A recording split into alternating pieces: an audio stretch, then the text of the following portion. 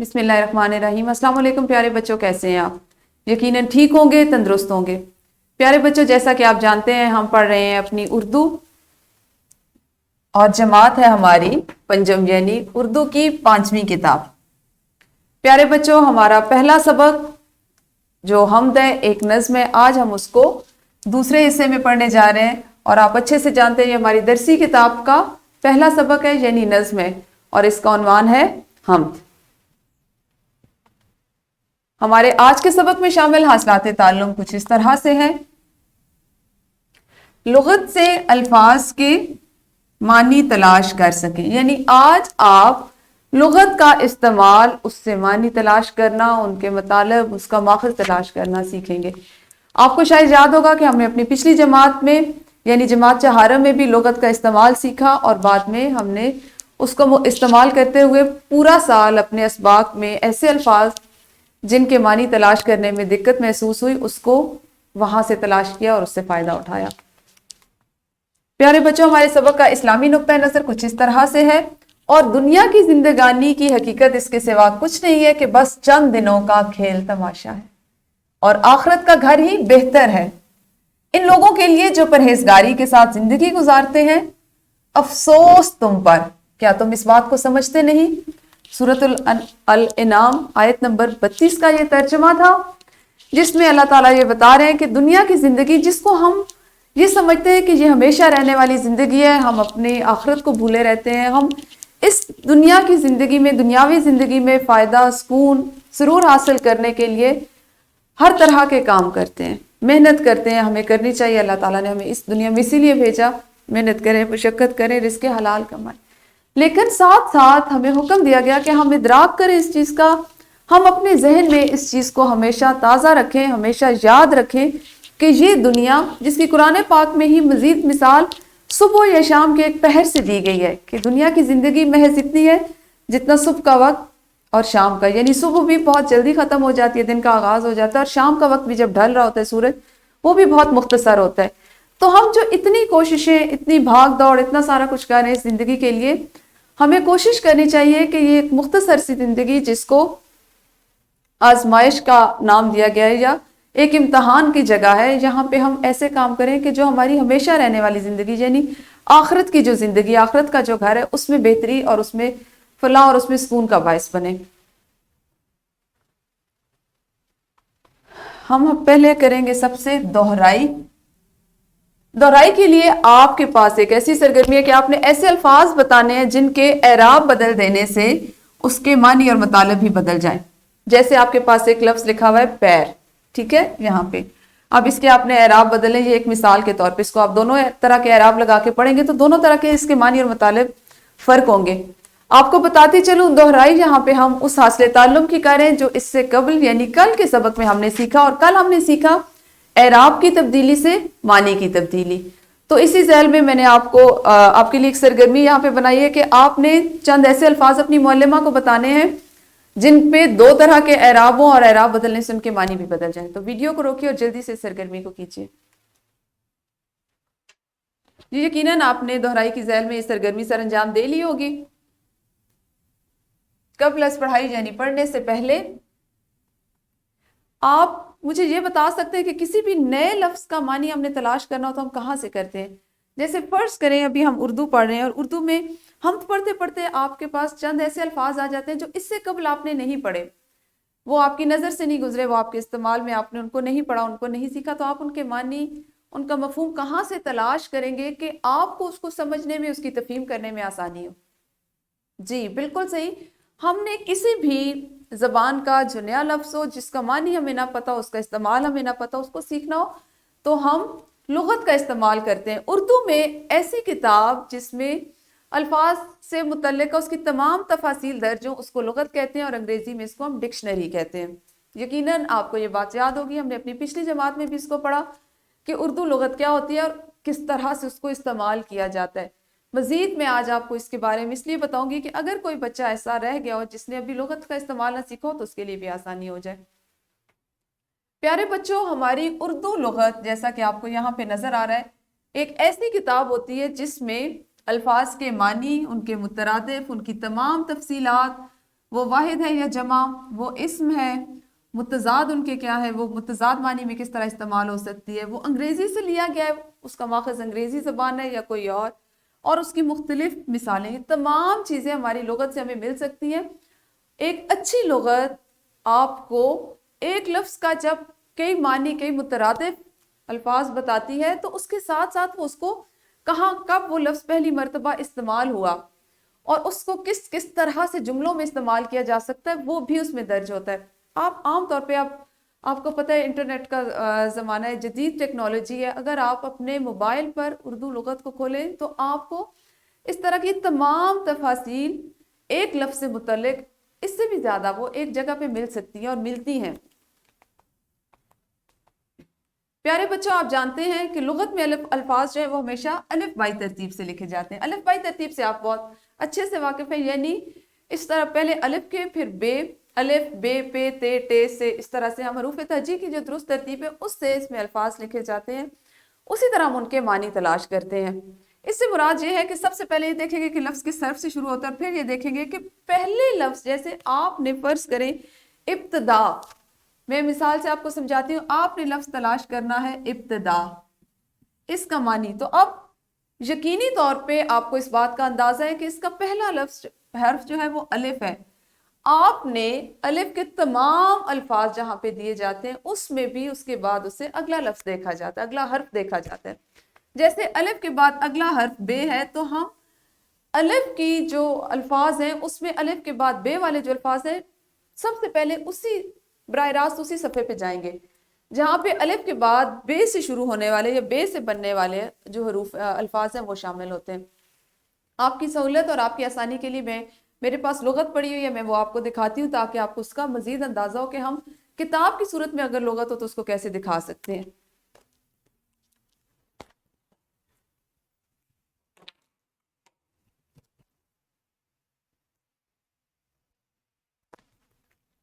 جیسے یہ دیکھیں، یہ ایک لغت ہے، ٹھیک ہے، اظہر اللغات، اس طرح کی یہ کتاب ہوتی ہے۔ آپ اس کی ضخامت دیکھیے کہ یہ کتنی زیادہ صفحے یا کتنی ضخیم کتاب ہے، ٹھیک ہے۔ اس کتاب میں اگر میں آپ کو اس کا ابتدائی صفحہ دکھاؤں تو وہ اس طرح سے ہے، یقیناً آپ اس کو دیکھ پا رہے ہوں گے اس طرح سے۔ اس پہ آپ کو تشریح علامات نظر آ رہی ہے، یعنی مختلف علامات ہیں جو آپ کو لغت میں دکھائی دیں گی۔ ان کا یہ مطلب ہے کہ یہ لفظ جو آپ تلاش کر رہے ہیں اس کے بارے میں اس کی تفاصیل درج ہوتی ہیں۔ ابھی ہم دیکھ لیتے ہیں، جیسے چلیں یہیں سے ہم دیکھ لیتے ہیں، یہ یہاں پہ آپ دیکھیے، آپ کو یقیناً دکھائی دے رہا ہوگا کہ آپ کے پاس اس میں بے کا جیسے لفظ ہے اور بے کے بعد اگلا حرف جو ہے ہمارے پاس وہ رے ہے، اور رے کے بعد بھی آپ غور کریں تو اگلا حرف جو ہے ہمارے پاس وہ دال کا آ رہا ہے، یعنی تمام الفاظ بے، رے اور دال کے ہیں، ٹھیک ہے۔ یہاں پہ اگر آپ دیکھیں یہ اسی طرح ان کے آگے معنی لکھے ہوئے ہیں، لکھا گیا کہ وہ کس زبان سے لیا گیا ہے، وہ اسم ہے، فعل ہے، حرف ہے، مذکر میں ہے، مؤنث میں ہے، کس زبان سے، اور پھر اس کا معنی اور مطلب لکھا گیا ہے۔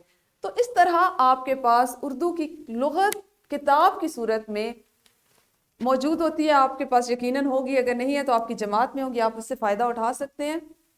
میں ابھی آپ کو دوسری لغت دکھاؤں گی جو ہم آپ اس کو ڈاؤن لوڈ کر سکتے ہیں، آپ کے پاس میں نے لنک اس کا رکھا ہوا ہے آپ کے ڈسکرپشن باکس میں، آپ اس سے فائدہ اٹھا سکتے ہیں اور آپ کو یہ اندازہ ہوگا کہ آپ اس لغت کا استعمال کس طرح کر سکتے ہیں۔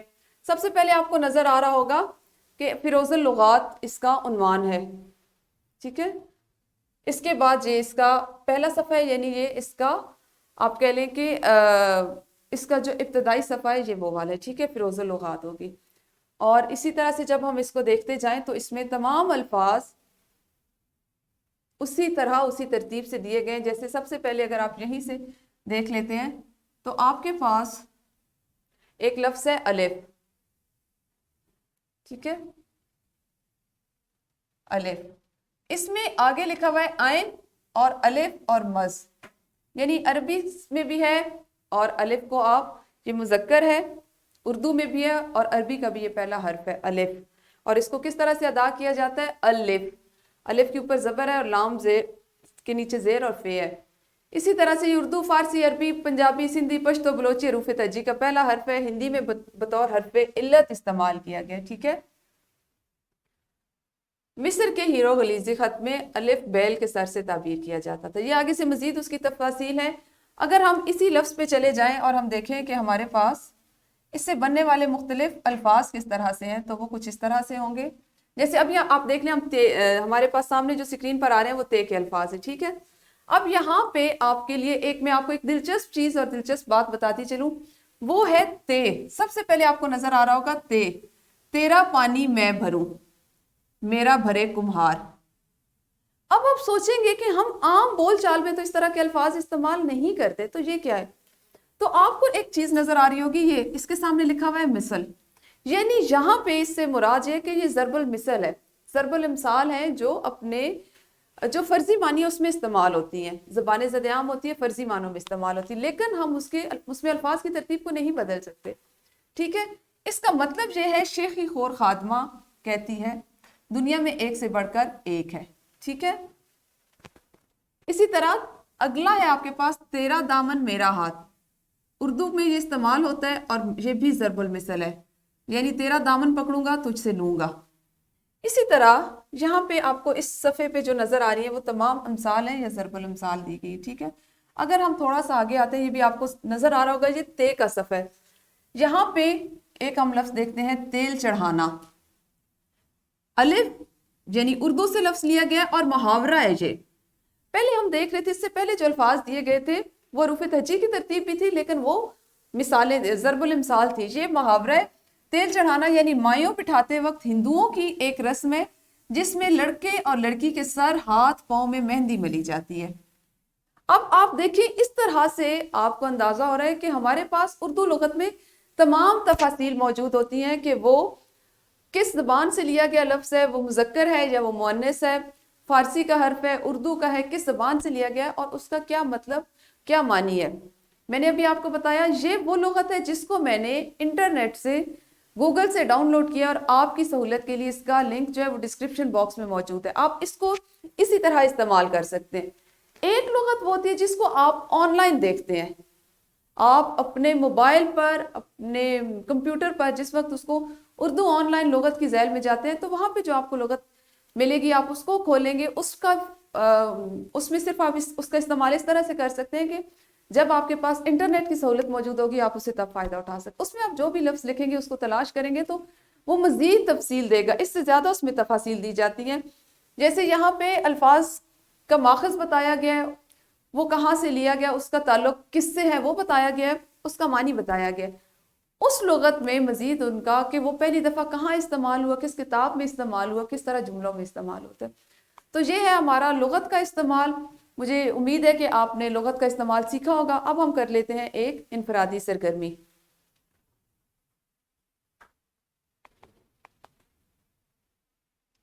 इनफरादी सरगर्मी हम सर अंजाम देंगे। सरगर्मी कुछ इस तरह से है कि इन अल्फाज के आपने मानी लुगत में तलाश करने। अल्फाज हैं आपके पास आलम, सनद, बरोबहर, दारे फानी, शान यकताई और जिलाना। आप बखूबी वाकिफ होंगे इन अल्फाज को देखकर कि ये आपकी किताब की पहली नज़्म हम जो है उससे लिए गए। आपने वीडियो को यहीं पे रोकना है और अपनी मुअल्लिमा की रहनुमाई में, उनकी मदद से जमात में मौजूद लुगत का इस्तेमाल करते हुए इन अल्फाज के मानी तलाश करें। यकीनन आप लोगों ने इस सरगर्मी को सर अंजाम दे लिया होगा। अब एक हम करेंगे ग्रोही सरगर्मी, यानी आप ग्रोह की सूरत में एक सरगर्मी सर अंजाम देंगे। सरगर्मी कुछ इस तरह से है कि आपने 3-3 के ग्रोह में तकसीम होना है, यानी 3-3 तलबा ने मिलकर इस काम को करना है। अब उसमें करना आपने ये कि एक बच्चा पहले एक साथी को और फिर दूसरे को बारी बारी दो दो अल्फाज बताएगा। ठीक है। पहले जैसे आपकी बारी, आप अपने दो साथियों को दो अल्फाज, एक को बताएंगे, दो एक को बताएंगे और वो दोनों उनके मानी तलाश करेंगे। फिर आपका दूसरा साथी तीसरे को दो अल्फाज और आपको दो अल्फाज बताएगा, आप उनके मानी तलाश। इस तरह तीसरा साथी आपको और दूसरे को बताएगा। इससे क्या फायदा होगा कि एक तो आपको लुगत का इस्तेमाल आ जाएगा, दूसरा आपके ज़ख़ीरा अल्फाज में इजाफा होगा और तीसरे सबसे बड़ी चीज, जो अल्फाज आप एक दूसरे को बताएंगे आपको एक वक्त में कई ऐसे अल्फाज हैं जिनके मानी पता चल जाएंगे और उनका इस्तेमाल पता चल जाएगा। तो वीडियो को यहीं पे रोकिए और जल्दी से इस ग्रोही सरगर्मी को सर अंजाम दीजिए। जी, तो यकीनन आप लोगों ने ये गरोही सरगर्मी भी कर ली होगी। अब हम करेंगे एक वर्कशीट। ठीक है, वर्कशीट है खत कशीदा अल्फाज के मानी लुगत में तलाश करें और नीचे दी गई जगह पर लिखें।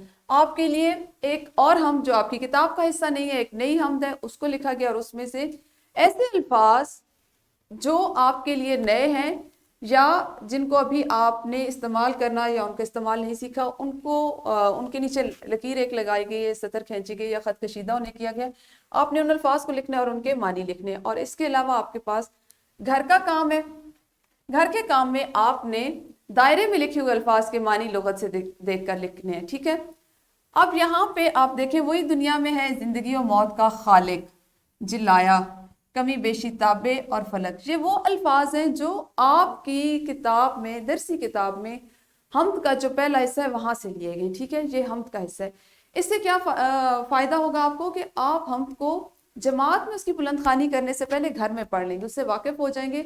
इस तरह जब आपकी मुअल्लिमा आपको समझाएंगी तो आपको तफहीम में आसानी रहेगी। ये हुआ आपका घर का काम और एक वर्कशीट। इंशाल्लाह अपने सबक के अगले हिस्से के साथ कल मिलेंगे। उस वक्त तक अपना ख्याल रखिए। अल्लाह हाफिज, शुक्रिया।